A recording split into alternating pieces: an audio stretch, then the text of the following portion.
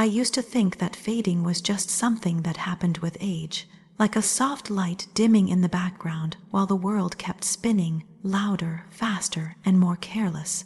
I didn't notice it at first. It wasn't sudden, it was slow, so quiet it almost felt natural. One day I was laughing with friends at a kitchen table, and the next I was standing behind them, pouring drinks, listening instead of speaking, smiling instead of feeling.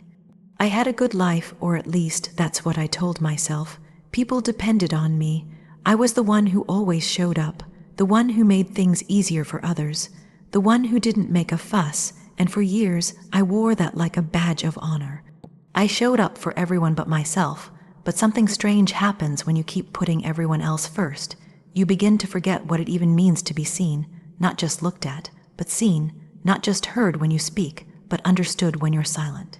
There was a time I used to glow. I remember that woman now only in flashes. She was curious, she was soft but alive. She wore perfume even when no one was coming over. She danced in the kitchen when she was alone. That version of me, I don't know where she went. Maybe I let her go too easily. Maybe I thought that to be strong meant sacrificing the parts of me that needed gentleness. But I didn't notice how far I had drifted until the silence became too loud. The evenings became longer, the mirror became unfamiliar, and the ache I felt wasn't from loneliness. It was from forgetting how to feel at all.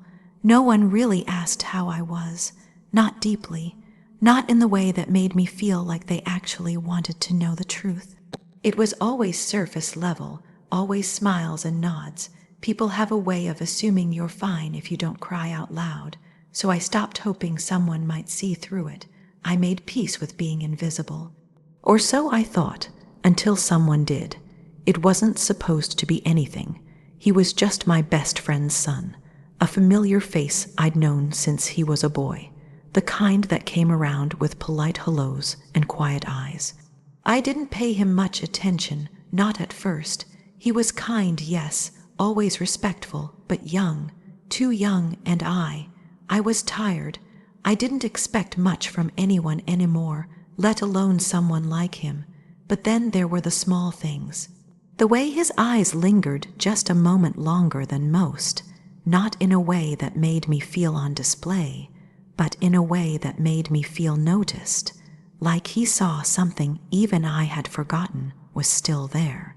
He asked real questions, questions that didn't skim the surface. He asked me what made me happy lately, what I did just for myself, when the last time was that I felt excited to wake up. I didn't have answers. Not honest ones, but for the first time in years someone was listening, not to judge, not to fix, just to understand.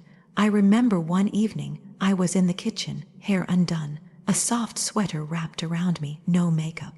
I was laughing at something stupid on my phone, nothing important, and he walked in, just stood there quietly. He didn't say anything right away, just looked at me, and there was something in that silence. Something that made my heart ache in a way I hadn't felt in so long. "You look beautiful when you forget to hide," he said, just like that. I didn't know how to respond. I wanted to shrink into myself, to dismiss it, to brush it off like I always did when someone got too close. But something in his voice made it impossible. It wasn't flirtation. It wasn't performance. It was truth. And that was the moment something inside me cracked open, just a little, like a window that hadn't been touched in years finally letting in a breeze. I didn't fall into anything, not right away. It wasn't that kind of story. It was slower, quieter, but it was real. He began to see parts of me no one else ever bothered to, the things I tried to hide. The fears, the little joys, the weariness in my eyes, and somehow he never looked away. In his presence, I wasn't the dependable background figure. I wasn't the woman people called when they needed something. I was just me, and for once, that was enough. He reminded me of who I used to be, not with grand gestures or dramatic declarations, but with the way he listened, the way he stayed, the way he spoke to me like I mattered, not because of what I did for others, but because of who I was beneath it all. And I don't know how it happened, really. Maybe I had been waiting for someone like him without realizing it. Maybe I just needed to feel like I wasn't invisible anymore. All I know is, someone saw me and everything changed. It was the way he looked at me that undid everything I thought I had neatly packed away. Not the way most people glance at someone, out of politeness, habit, or distraction. His eyes didn't flinch, they didn't wander, they didn't carry assumptions, they stayed steady, soft, and unafraid. And somehow, that steadiness held me still too. He didn't speak much, at least not in the beginning, and neither did I. There was something about the quiet between us that felt almost sacred, like the silence knew more than words ever could. I caught him watching me sometimes, not in the way that made me self-conscious, but in a way that made me feel seen, truly seen. It wasn't about appearance or form, or trying to figure me out. It was as if he was searching through the spaces I had long forgotten, as if he could feel the ache I buried beneath polite smiles and predictable conversations. The first time I noticed it, really noticed it, was a rainy afternoon. I had come home exhausted, emotionally more than anything, one of those days where nothing goes wrong, but everything feels heavy. I dropped my bag by the door, leaned against the counter, and just stood there. I didn't even realize he was there, sitting quietly in the corner chair, until I turned. And there he was, eyes on me like I had just whispered something I hadn't meant to say out loud. I looked away, embarrassed for no reason. My hair was a mess, my face bare. I hadn't even removed my coat, but when I looked back, his gaze hadn't shifted. It didn't flinch at my tiredness. It didn't avoid my worn-out expression. It held it. Held me, and for a second, I felt like I could cry just from that simple, quiet kindness. He stood up slowly, came a few steps closer, and didn't say anything. He didn't need to. It was in the way he looked at me, as if I were something fragile and strong all at once. Like a storm that had lasted too long and was finally softening into a sky full of light. No one had ever looked at me like that, not even when I was younger, not even when I was at my best. I didn't know what to do with it. I wanted to tell him to stop, to not look so closely, to not make me feel like there was still something inside me worth uncovering, because I wasn't ready for that. I had grown too used to being invisible.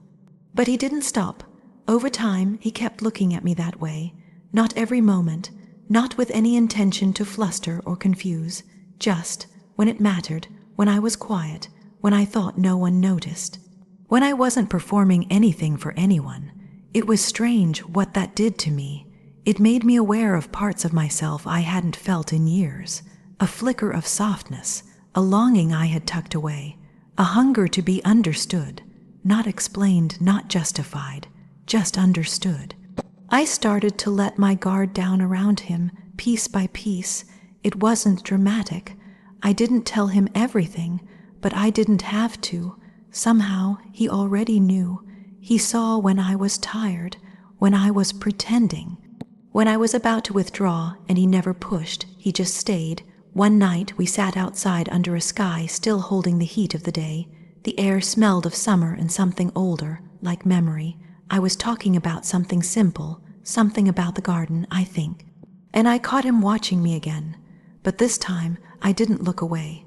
He smiled just a little and said, "You still don't see it, do you?" I asked what he meant, but deep down, I already knew. You hide behind your kindness, behind the things you do for everyone else, but there's more in you, and it's beautiful, even when it hurts. I couldn't speak. My throat tightened in that quiet, trembling way that happens when truth hits too close. I felt exposed, but not ashamed. It was the first time in years I felt fully present in someone's eyes. And then he reached for my hand. No rush, no pressure, just presence. There was something in that small touch that felt more intimate than anything I had experienced in years. Not because of romance, not because of desire, but because it was honest, and in that honesty I felt safe. He never treated me like I was broken. He never tried to fix me, he just witnessed me, and in doing that, I started to witness myself again. He reminded me of my softness, the kind I once wore without fear. He reminded me of the fire I thought had long gone cold. He reminded me of the ache that was never a weakness, but a sign I was still alive. And through his eyes, I remembered, it was never loud between us, never rushed or obvious, just quiet moments that unfolded like something soft and sacred. No fireworks, no declarations, just warmth. Steady, patient warmth that made its way into me without asking for permission. He didn't try to impress me. He didn't fill the space with chatter or charm. He just showed up consistently, gently, and there was something in that stillness that disarmed me. The way he existed beside me without needing to be more than he was. No one had ever made silence feel so full before. Our conversations weren't deep right away. They were small, simple things like how the sky looked just before the sun slipped away, or the way fresh coffee smelled different in the early hours. But those small talks carried a tenderness I hadn't realized I was starving for. A kindness that never asked for anything in return. I began to notice how my breath changed around him. I didn't hold it like I usually did. I didn't feel the need to make myself smaller, to fold into the background the way I always had. In his presence, I wasn't the woman who had to be composed or efficient or endlessly reliable. I was just a woman with thoughts, with feelings, with a body that still remembered how to feel when someone looked at her with real care. It scared me how natural it felt. There was a moment I remember, late afternoon, soft light spilling in through the kitchen windows. I was standing at the sink, not doing much of anything, just letting the warm water run over my fingers.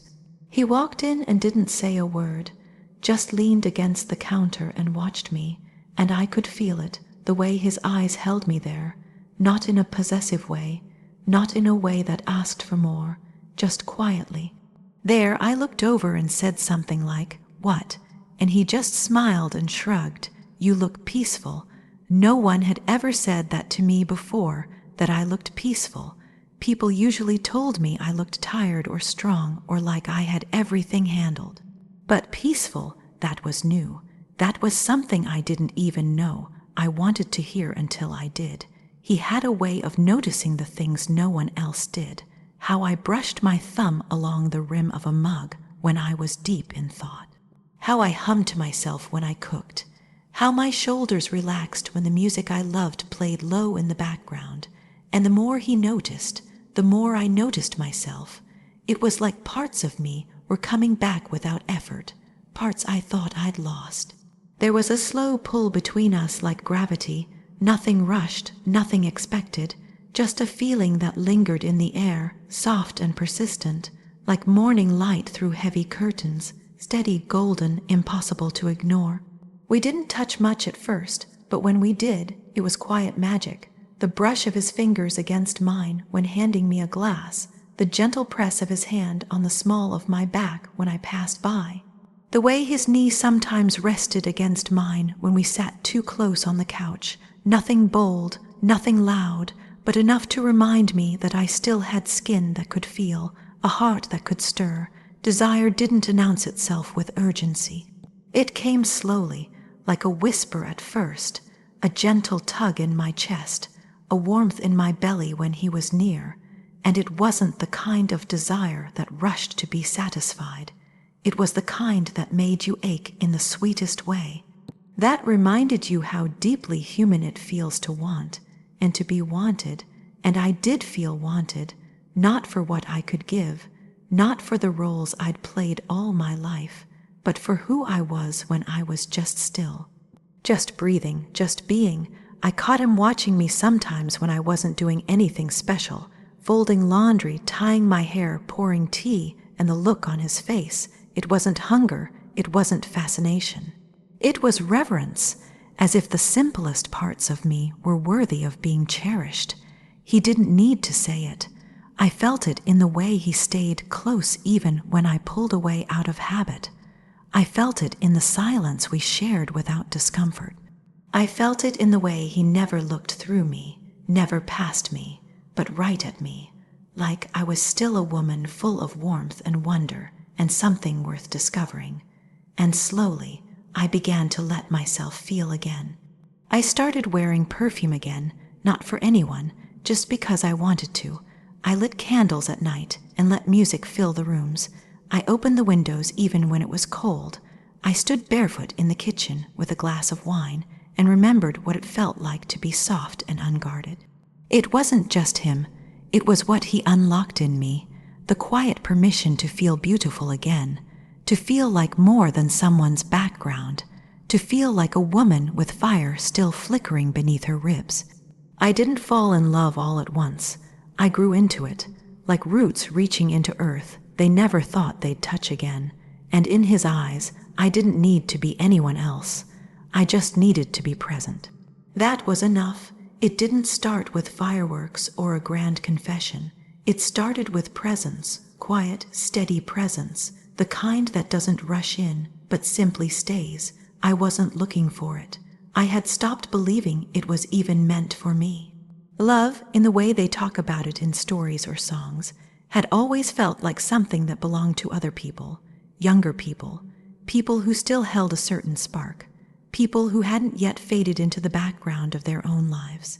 But something about the way he looked at me made the noise of the world disappear, not because he said the right words or made bold gestures, but because when he looked at me, he really saw me, all of me. Not just the woman I had become through years of giving, of holding others up, of putting my needs second, but the woman I had once been, the one I had nearly forgotten. At first, I resisted it. I smiled politely. I told myself I was imagining it, that this warmth was kindness, nothing more, that this gentleness was simply a reflection of his nature, not something meant for me. But he kept showing up, not with promises or expectations, but with presence. He listened, he noticed, he didn't rush the moments, he just let them be. There were times when I would catch him looking at me, not with intensity, but with quiet awe, as though even in silence, I was worth his full attention. I hadn't felt that in years, that kind of stillness between two people, where nothing needs to be said because everything is already understood. I remember one evening, it had been raining, the kind of soft rain that doesn't rush you indoors, but invites you to stand still and just feel it. We were sitting outside under the awning, sharing a blanket, our mugs warm in our hands, and in that silence he turned to me and said, "It's strange, how easy it is to breathe around you." That's when I knew this wasn't something ordinary. This wasn't a passing attraction or a fleeting connection. This was something deeper, something that wasn't built on infatuation, but recognition. We didn't talk about the future. We didn't make promises. But in every moment we shared, there was something sacred. The way he reached for my hand without hesitation, the way I leaned into his shoulder like it was the most natural place for me to rest, the way our hearts began to speak a language that required no words at all. It wasn't supposed to happen. I was supposed to know better. He was younger, freer, untouched by the kind of life that leaves you aching and worn, and I had lived too long in the ache. I had learned to hide the parts of me that still wanted, still hoped, still needed. But around him, I couldn't pretend. Around him, I didn't want to. He made space for me, not just in his world, but in his heart, and he never tried to fix me or save me. He just let me be, and somehow, in that acceptance, I found the courage to let him in. There was no moment of declaration, no dramatic kiss in the rain. There was just one night when he reached up to brush a strand of hair from my face, and his hand lingered at my cheek. I leaned into it without thinking. And he whispered, "I see you." 3 words, that was all, and I broke because no one had seen me in years. They had seen the roles I played, the responsibilities I carried, but not me, not the woman beneath the surface, not the woman who still longed to be held like something rare and real. We spent more time together, quiet mornings, long walks, nights filled with stories, laughter, sometimes tears. And there were touches, not rushed or forced, but slow, reverent, like we were learning each other's skin for the first time. And in those moments, I felt my body soften, my guard fall, my heart breathe. I was scared, of course, scared of what others might say, scared of how fragile it all felt, but he never once made me feel like I had to defend our connection. He never asked for more than I could give. He just met me where I was, with patience, with tenderness, and with a kind of quiet bravery I hadn't known I needed. This love didn't come in the way I expected. It didn't shout. It didn't push. It didn't demand. It just stayed, through the doubts, through the silence, through the days when I couldn't speak what I felt. It stayed, and in that staying it grew. There were nights I would lie beside him and wonder how I had ever lived without this. Without the weight of his arm around me, without the warmth of his breath against my neck, without the comfort of knowing I could be completely unguarded and still be held with care. It wasn't always easy. There were moments of fear, of uncertainty, but never once did I question the depth of what we were building, because it was real, real in a way that doesn't vanish when the excitement fades, real in a way that anchors you quietly, deeply. This love wasn't a fairy tale. It didn't save me, but it reminded me that I was still worth being loved, not out of duty, not out of nostalgia, but because who I am, even in my quietest, most unguarded moments, is enough. And he saw that, from the beginning. That's what made all the difference. If you felt something stir deep inside, something long buried but still alive, then this story did its work. Love doesn't always arrive wrapped in noise. Sometimes it walks in quietly, looks you in the eye, and reminds you who you are. If this story touched you, if it mirrored even a part of your own quiet longing, then stay with us. More is coming. More stories that speak not just to the heart, but from it. Like, subscribe, and never miss a moment that reminds you. Deep love still exists.